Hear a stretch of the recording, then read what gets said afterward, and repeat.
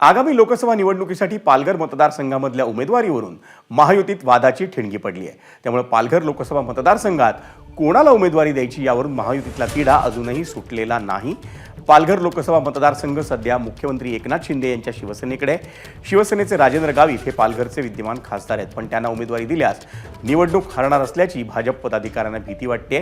पालघर लोकसभा मतदारसंघात शिंदेंच्या शिवसेनेची अवघी 8 ते 10% मतं असल्यानं ही जागा भाजपने लढवावी अशी मागणी भाजप जिल्हाध्यक्ष भरत राजपूत यांनी वरिष्ठांकडे केली आहे। सर्वांनी नाराजी व्यक्त केली उमेदवारीवर। गावित साहेबला उमेदवारी दिली तर आम्हाला वाटत नाही का, कारण जेवढे रिपोर्ट लोकांकडून येतात आम्हाला तालुका वाईज सर्व त्यांच्या विरोधमध्ये रिपोर्ट चालू आहे, तर मतदान होणार नाही।